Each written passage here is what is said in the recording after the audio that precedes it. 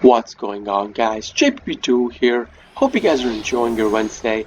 And for today's gameplay, we have an Adventures Pranks versus a Numeron network, with me as the prankster going first. Now, bear in mind, I did lose the coin toss this game. My coin toss bad luck has still not gone away. My opponent playing Numeron did give me go first though, so pretty good for us.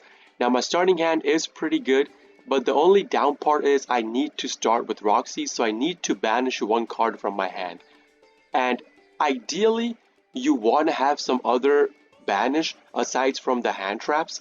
And again, in this meta, especially when Branded Despia or any version of Branded is heavily played, DD Crow is one of the best cards you can have.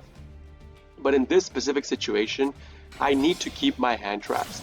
So I'm gonna banish out DD Crow. So in case I draw into a corridor, I will be able to card search lock my opponent. That was the whole idea I had in my head. So we're gonna continue into our combo climb. And I actually did top deck a pretty insane card. I top decked Enchantress from the Roxy's Banish plus draw. That means now I have an Omni Negate online before I end my turn. Now granted, the play this way leaves you open to nib because your Griffin will not be your 5th special. Your Griffin will probably be your 6th or 7th special, I think, in this situation. But thankfully, opponent did not have nib. So we're good to go. We keep doing our combo. We're gonna do a 1 card full combo with 2 doodly doos with the token, and then I'm gonna set down at the end of my turn my Call by the Grave, my Pandemonium, and then end my turn with the Pranks Recycle. I'm thinking, while I'm going through this combo, my opponent's side of the field does get highlighted, so it makes me think maybe he has Imperm, maybe he's saving Imperm for my Butler play after he forces my back row, or maybe he could do something with my board. Did not know. So we do our full combo regardless, set down our cards, pass our turn over. And I actually maxi my opponent preemptively. Now think about this, okay? Generally, if your opponent wins coin toss and lets you go first, they are playing a go second deck, and go second decks usually OTK you that turn itself. Numeron being one of the biggest one out there. So maxing right here means in case he's not playing Numeron and he has a Call by the Grave, so let's say he's playing a Go Second Dino's version, Dino has to combo have to go through a pretty big combo to OTK you. So in case it's something like that, and they do have a Call by the Grave, they would be forced to Call by the Grave out your Maxi over your Bow Wow. So usually I blind shotgun the Maxi. Also against Numeron, once you go into main phase, the priority is on the opponent, so they could Lava Golem you, they could Spear Mode you, they could Kaiju you, and you cannot respond to those summons with Maxi. You can only respond after the summon goes through, and that is a special summon. So that's kind of the reason you want to Maxi your opponent preemptively, so in case they do have the board clear cards, at least you get a draw off of it. So nothing so far. We get the Bow Wow activation as well. We get the Lamb Seeds plus the Drop Seeds in hand. I have Ash in hand, pretty good to go. And what do you know? First summon, Lava Golem. Clears out my field completely. So this Lava Golem is actually pretty ingenious if you guys think about it. So against Prank Kids, you guys know that Prank Kids put a copy of Fansies on the field towards the end of the combo. And if they do not have Fansies in hand, if you take away that Fansies, they cannot go into their Butler play, right? As you guys see right now, Butler requires your green, blue, and red Prankist monsters. My green Prankist monster is gone with the Lava Golem play. He shut down my Omni Negate, took away my Butler play, then goes into Numeron Network. Now the bad part about this, however, is he put my Lava Golem face-up defense. Now I'm assuming this guy's thinking to go into a board wipe, so I'm assuming he might go into Sunya to banish out all the monsters, is what I'm thinking. I don't know for sure if he's going to do that. Let's see if he does that. He activates Numeron Network, gets his 4 walls on the field, and he tries to go into battle phase, to which I respond with obviously a Weather Watcher with my Prankist Pandemonium. Otherwise, I'm pretty sure if he had a limit removal, I was dead this turn itself. So I had to kind of play around the limit removal. Otherwise, I would have not used the Pandemonium to go into my Weather Washer. I would have kept the Pandemonium play for my turn itself. But unfortunately, had to go into it. So he does Ash Plus on one of my graveyard activations. Don't care much for it.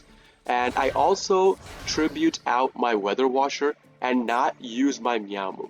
Even though I have Meowmoo in the graveyard and the Corridor in hand to get the Meowmoo recycle off on my turn, I still tribute out the Weather Washer once again to play around the limit removal. If he had limit removal, if I keep Weather Washer on the field, I would straight away get OTK'd. I cannot keep a face-up attack monster on the field. I need to keep monsters on the field face-up defense. So we get our summons, I put 2 Dropsies, he goes into battle phase. Now, I don't know if you guys picked up on what I did. With the Weather Washer activation, I targeted Dropsies plus Fansies, put them on the field. The cards I put in the position where this card right here and this card right here are immune to destruction through battle, okay? This card is not immune to destruction through battle. He can kill this card if he realized what I did. So let's see what he does. So 1k into 1k whack, we don't care much for it, sure. It just boosts up his cards. He still goes into this Dropsies for an attack. I don't know why. Once again, Numeron player baffled. Does not read cards at all. He's thinking he could clear out the field, apparently does not know how Weather Washer works. Bumps into the card that's immune to destruction through battle. Okay. Kills off my Griffin with the 3rd card. Boosts up his attack again. Does not attack. He passes. He does not kill the Lava Golem, nor does he kill my 2nd copy of Dropsies that's not immune to destruction through battle.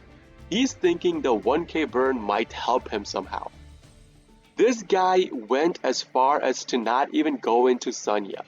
He is saying, I will let you keep your field and I will go into Megaclops. Does not go into Appaloosa, does not go into Abramax, does not even go into Sunya to clear out the field.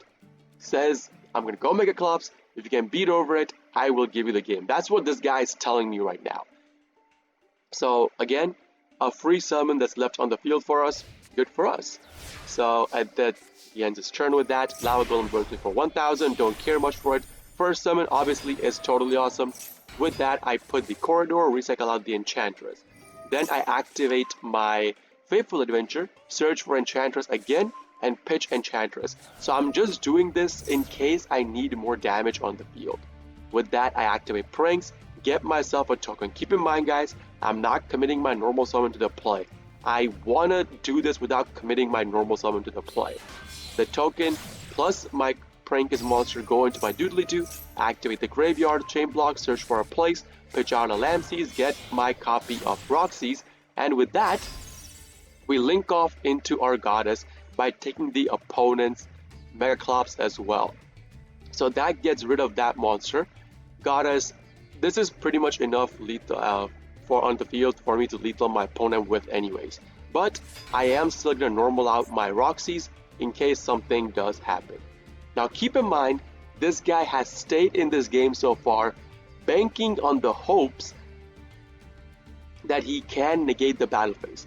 So always, okay, if you're up against Numeron Network players or in general, always attack with your Omni Negate first, especially against Numeron Network players, because their wall only activates from hand if they take any damage. Alright, so once your Omni Negate whack goes through, then and only then can they activate the wall from their hand. At which point you can use your Omni or a Spell Trap Negate that you have on the field to negate that card, Omni Negate or a Monster Negate you have on the field to negate that card after your whack has gone through. In Totally Awesome's case, you need to tribute a Water Monster, and as you guys see on the field, I have none aside from the Totally Awesome itself. I need to tribute out the Totally Awesome. So first whack has to be from the Toad. Then he activates Numeron Wall once he knows he's pretty low enough, and I will kill him with the last whack. To which we respond with the Totally Awesome now. So negate the wall, and then since we destroyed it, we are going to yoink it. and then I was gonna end the game with the lava golem whack into him to BM him, but it's okay. That's gonna be the end of today's gameplay, guys. If you guys do enjoy this kind of videos, please consider hitting the like button, subbing to my channel for more daily prank video uploads. And if you guys are interested in the live version of all of this, I do live stream on Twitch, twitch.tv/jpbduel. Link along with my schedule and a link to my Discord will be in the video description itself for you guys to check out. This is JPBduel signing off for today. I'll be seeing you all in the next video. Peace!